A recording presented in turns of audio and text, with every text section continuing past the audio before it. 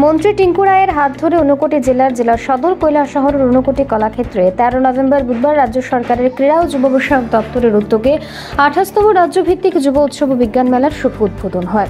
রাজ্যের সমাজ কল্যাণ ও সমাজ শিক্ষা দপ্তরের মন্ত্রী টিঙ্কু রায় প্রদীপ প্রজ্বলনের মাধ্যমে এই উৎসবের সূচনা করেন। অনুষ্ঠানে মন্ত্রী ছাড়াও উপস্থিত ছিলেন বিধায়ক বীরজিৎ সিনহা, রাজ্য ওয়াকফ বোর্ডের চেয়ারম্যান মবসুর আলী, ক্রীড়া ও যুব বিষয়ক দপ্তরের অধিকর্তা সত্যব্রত নাথ, দপ্তরের সচিব প্রদীপ কুমার চক্রবর্তী, কৈলাসহর পুর পরিষদের চেয়ারপারসন চপলরানী দেবরায় এবং ঊনকোটি জেলা শাসক দিলীপ কুমার চাকমা, চণ্ডীপুর পঞ্চায়েত সমিতির চেয়ারপারসন শম্পা দাস পাল সহ আর অন্যান্য অনেকেই। রাজ্যভিত্তিক যুব উৎসব কৈলাসহরের ঊনকোটি কলাক্ষেত্রে শুরু হলেও রাজ্যভিত্তিক বিজ্ঞান মেলা কৈলাসহরের শ্রীরামপুর এলাকায় অবস্থিত সূর্যমণিনগর উচ্চতর মাধ্যমিক বিদ্যালয়ে শুরু হয়েছে। যুব উৎসবের উদ্বোধনী অনুষ্ঠানের শেষে মন্ত্রী সহ সকল অতিথিরা সূর্যমণিনগর উচ্চতর মাধ্যমিক বিদ্যালয়ে অনুষ্ঠিত বিজ্ঞান মেলার সমস্ত মডেল পরিদর্শন করেন। এই যুব উৎসব ও বিজ্ঞান মেলা আগামী 15 নভেম্বর পর্যন্ত চলবে, যেখানে বিভিন্ন শিক্ষা প্রতিষ্ঠান ও সংস্থা থেকে আগত যুব বিজ্ঞান প্রেমীরা তাদের উদ্ভাবন, সাংস্কৃতিক কার্যক্রম ও প্রতিযোগিতামূলক ইভেন্ট অংশ নেবেন।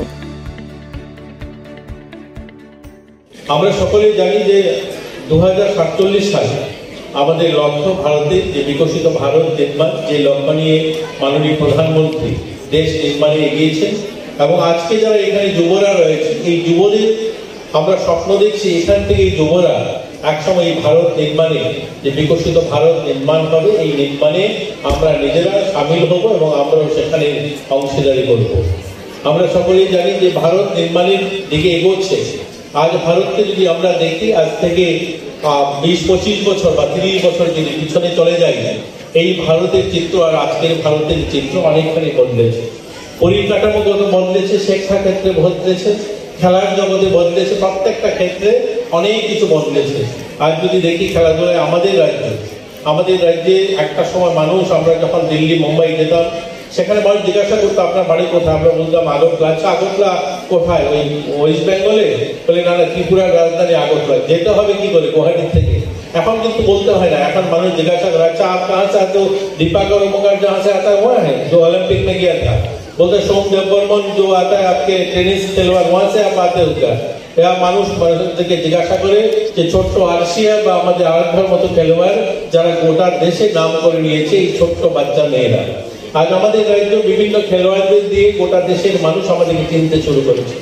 এইভাবেই গোটা ভারত বিভিন্নভাবে আমাদের রাজ্যস্থ এগিয়ে চলছে। এখানে অনেক অভিভাবক রয়েছেন যারা কলকাতাতে পড়াশোনা করেছেন। 80 দশকে কলকাতাতে মেট্রো শুরু হয়েছে, জাপান থেকে, সেখান থেকে টেকনিশিয়ান এসছে এবং আমাদের মেট্রো শুরু করেছে কলকাতাতে। আজ কিন্তু কলকাতার মতো মেট্রো 22টা শহরে দৌড়াচ্ছে ভারতবর্ষে। কোন শহরের ইঞ্জিনিয়ার বাইরে থেকে আসতে হয় না। আজ ভারতের ছেলেমেয়েরা, ভারতের যুবশক্তি এই মেট্রো তৈরি করছে এবং মেট্রো দৌড়াচ্ছে 22টা শহরে আছে ভারতবর্ষে। শুধু এটা নয়, আমরা যদি আমাদের ভারতের জীবনদায়ী ঔষধগুলো দেখি, এক সময় আমাদের ভারতে যে পোলিও ভ্যাকসিন বা আমাদের টিটেনাস ভ্যাকসিন, এগুলো পাশ্চাত্য দেশে তৈরি হয়েছে এবং সেখান থেকে 50 বছর 40 বছর পর ভারতের মাটিতে এসেছে।